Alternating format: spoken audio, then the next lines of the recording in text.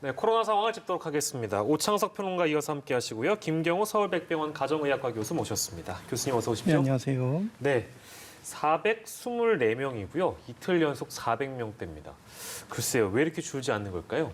네, 여러 가지 원인이 있겠지만 워낙 지난 12월 대유행의 규모가 너무 컸기 때문에 그때 우리가 지역사회로 조용한 전파들이 잔존 감염들이 계속 남아있는 상태에서 우리가 뭐 가족 모임이나 지인 모임 이런 것들을 통해서 계속 꼬리를 물면서 계속 연결이 되고 있고 또 그러다가 이제 취약한 집단 감염을 통해서 이제 소규모 증폭이 일어나고 또 그것이 또 다시 지역사회로 전파되는 이런 양상으로 계속 이어지고 있는데요.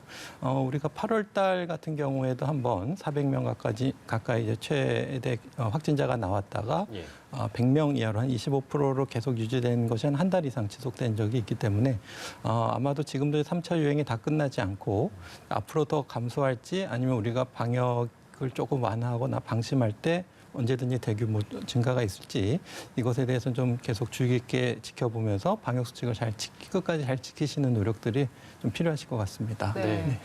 백신 접종과 관련된 사망 사례가 계속해서 보고되고 있습니다. 어제 2건이었고 오늘 추가적으로 3건 보고된 상황인데 어떤 사례들입니까?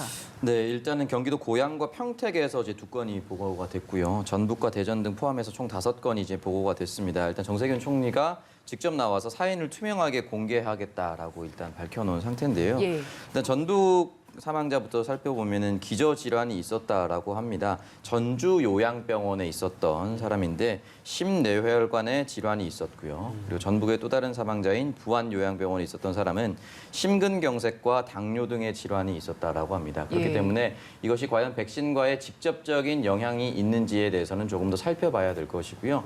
백신 접종 후 사망자라기보다는 백신 접종 후의 사망 추정자, 그러니까 백신 접종에 직접적인 영향이 있는지 없는지에 대해서는 조금 더 면밀하게 검토를 해봐야 될 것 같습니다. 해외에서도 접종 후 사망 사례는 물론 있었습니다만 백신과의 인과성이 확인된 사례는 없다라는 이제 결론이 나왔고 이제 우리도 인과성 확인에 대해서는 시간을 좀 더 들여서 확인을 면밀하게 좀 조사가 필요한 상황이고. 근데 뭐 이제 이런 어떤 사망 사례가 확인되거나 보고된 것 때문에 좀 걱정하시는 분들이 계실 수도 있을 것 같거든요. 이런 불안감을 좀 막기 위해서는 어떤 노력들이 좀 필요하다고 보십니까? 네, 방금 평론가님께서 지적해 주신 것처럼 그 접종 후 사망 이런 것이 이제 시간적인 선후 관계고 인과적인 연관성이 없는 거기 때문에 접종 후 사망이라는 어떤 보도에 대해서 너무 크게 불안감을 가지시지 마셔야 되겠고요.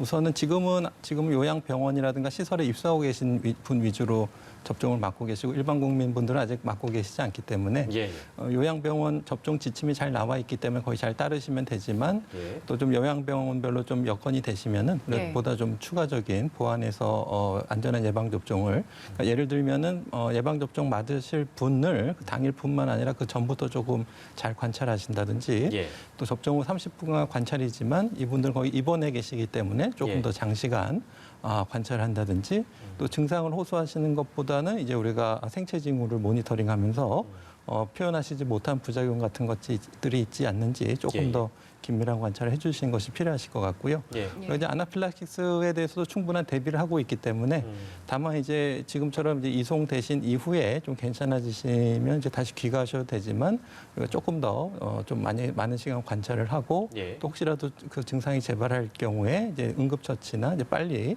응급의료기관으로 가실 수 있는 그러니까 지금보다 조금 더 보완하는 정책도 방안도 좀 필요할 것 같습니다. 이제 그 맥락에서 이제 이런 결정이 내려졌는지는 모르겠습니다만 저희가 오늘 시작하면서 처음으로 전해드렸던 소식이 이제 문재인 대통령의 코로나 백신 접종과 관련한 청와대 브리핑이었습니다. 외교 일정을 감안해서 이제 백신 접종을 결정하기로 했다고 강민석 청와대 대변인이 밝힌 바 있는데요. G7 정상회의 일정에 맞춰서 역산을 해서 접종 시점을 결정하겠다는 발표였고 기꺼이 아스트라제네카 백신을 접종하겠다. 물론 이제 백신을 선택하지 않고 이제 접종을 하게 됩니다만 AZ 백신도 접종을 하겠다는 입장을 청와대가 밝혔는데 이 발표에 대해서 어떻게 좀 보고 계시는지요? 일단은 아스트라제네카 같은 경우는 화이자나 모더나에 비해서 65세 이상의 실험군이 적었습니다. 그렇기 때문에 안전성은 입증이 되었는데 과연 65세 이상에 대한 효과성을 어떻게 입증할 것이냐가 남았는데 네. 그 위에 이제 계속해서 스코틀랜드 연구라든지 이스라엘 연구라든지 이런 것들이 계속해서 발표가 되면서 65세 이상에 대해 접종을 해도 효과성이 입증이 된다라는 예. 것이 계속 쏟아지고 있고요. 여기에 영국 공중보건국은 아스트라제네카 백신이 고령층에 효과가 크다라고 발표를 했고 프랑스 같은 경우도 합병증이 있는 50세 또는 그 이상인 시민 누구나 아스트라제네카 백신을 맞을 수가 있고 네. 이것은 65세와 74세의 시민도 포함이 된다. 그러니까 65세에서 74세의 시민도 포함이 된다. 65세 이상도 가능하다라고 이야기를 남겼습니다. 예. 지금 대통령이 65세 이상이 되기 때문에 네네. 68세죠. 그렇기 때문에 이 부분에 있어서도 아스트라제네카에 대해서 65세 이상도 맞출 수 있을 것이냐. 대통령이 먼저 맞는다라고 했을 경우에 예. 다른 이제 연령층 65세 이상의 해당하는 일반 국민들도 아마 안심하고 맞을 수 있지 않을까라고 생각해 봅니다. 예, 네. 어떤 이런 문재인 대통령의 어떤 제스처나 청와대 이런 발표라는 것이 아까 이제 말씀해주신 백신에 대한 국민들의 일부 우려를 좀 부식시키는데 도움이 됐다고 보십니까? 어떻습니까? 네, 아주 큰 도움이 될 것 같고요. 국민분들께서 이제 불안감을 낮추시고 또 대통령뿐만 아니라 많은 저명 인사나 또 뭐 필요하면 연예인 많은 분들께서 솔선수범해서 접종을 맞으시는 모습을 보여주면 예. 보다 더 좋은 백신 캠페인에 더 도움이 될 것 같습니다. 예. 네. 그리고 백신과 관련된 가짜 뉴스는 백신 접종 전에도 지금도 성행하고 있는데 정부나 뭐 당국에서는 어떤 대책 내놓고 있습니까? 일단 강력하게 대처를 한다고 했는데요. 실제로 지난달 26일부터 경찰이 이제 시작을 했습니다. 실제 피의자 2명을 입건해서 조사를 하고 있는데요. 사례별로 살펴보면 예. 인천경찰청 사이버수사대가 인터넷 방송 플랫폼을 통해서 한 사람이 코로나 백신은 인간 유전자를 변화시킨다.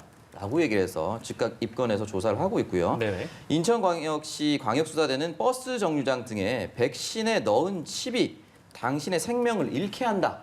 라는 이런 내용을 퍼뜨려서 또 이 사람을 또 바로 소환해서 지금 조사를 하고 있습니다. 예, 예. 이 밖에도 온라인 허위 조작 정보 유포에 따른 8건을 수사하고 있고 3월 3일 어제까지 총 52건의 이제 차단과 삭제 요청이 이루어지고 있습니다. 예. 이 부분에 대해서는 이제 정보통신망법에 의해서 처벌이 되는데요. 허위 사실 적시에 대한 명예훼손입니다. 7천만 원 이하의 징역, 7년 이하의 징역 또는 5천만 원 이하의 벌금이고요. 만약 이를 이익 목적시로 활용했을 경우에는 3년 이하의 징역 또는 3천만 원 이하의 벌금인데 이것이 계속해서 입건되고 조사가 되고 있기 때문에 많은 예. 사람들에게 사인이 될 것이라고 생각이 들고요. 무엇보다도 중요한 것은 백신을 맞아야만 우리나라의 국내의 안전과 건강을 지킬 수가 있고 집단 면역을 달성할 수가 있습니다. 그러니까 이런 범죄들이 강력하게 처벌이 되어야만 정부 당국을 믿고 국민들도 따를 수 있을 거라고 생각합니다. 예, 어느 누구를 위한 일도 아니기 때문에 엄단하겠다. 가짜 뉴스에 대해서요. 경찰이 또 조사에 들어간다고 하니까 이런 일은 없어야 되겠습니다. 저희 오늘 연결이 좀 많아서요. 교수님 좀 일찍 마치도록 하겠습니다. 오창석 평론가, 김경우 서울백병원 가정의학과 교수와 이 시간 함께했습니다. 고생하셨습니다. 네, 감사합니다.